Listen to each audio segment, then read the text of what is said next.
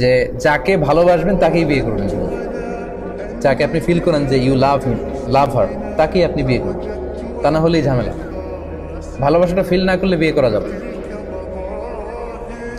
ঘটনা এখানে শেষও নেই, আসল ঘটনা সামনে। যদি তোমরা কেউ কাউকে প্রপোজ করো, তখন যদি ওই মেয়ের কিছু অংশ, তার চেহারা, তার শরীর, তার দেহ সব মিলে তাকে দেখে এমন কিছু দেখে নেওয়া যায় যেটা তোমাকে তাকে বিয়ে করার প্রতি উদ্বুদ্ধ করবে, সেজন্য এটা করে। এই হাদিস শুনে জাদা আবু দাউদ উনি অতিরিক্ত বর্ণনা করেন যে কলা জাবের বলল ফা খতাবতু জারিয়াতান, এরপর একটা মেয়েকে আমি প্রপোজ করলাম, ফা কুনতু আতাখাব্বা উলাহা, এরপর প্রপোজ করার পর থেকে আমি তার জন্য লুকিয়ে লুকিয়ে তার দেখতাম। আল্লাহ রাসূলের সাহাবী। হাত্তা রাআইতু মিনহা, এরপর আমি তার এমন কিছু দেখে নিলাম, মা দাআনি ইলা নিকাহিহা, যেটা তাকে বিয়ে করার জন্য আমাকে পাগল পারা করে দিল। মানে আমার খুব মন চাচ্ছে আমি তাকেই বিয়ে করি। ফাতাযাওয়াজতুহা, অতঃপর আমি তাকেই বিয়ে করি। তাহলে অনেক সময় এমন লাজুকতা কাজ করে অনেক ছেলের, মেয়ে আসছে তার দিকে তাকাইতেই পারতেছে না, সে এরকম হয়ে আসছে, লাল হয়ে গেছে, হতে পারে, এটা very simple.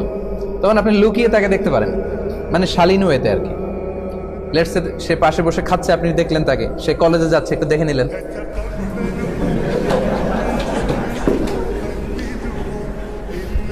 Don't take this otherwise. এখন যদি আমার এতটুকু আলোচনা কেটে কেউ ফেসবুকে দেয়,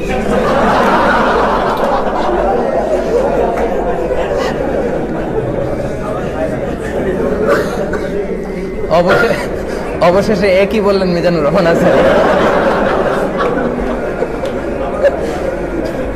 কিন্তু আগে আগে যে আমি স্টেপ বাই স্টেপ আমার শ্রোতাদেরকে নিয়ে আমি আগাতে আগাতে এই পর্যায়ে আসছি, এটা কিন্তু মিসিং।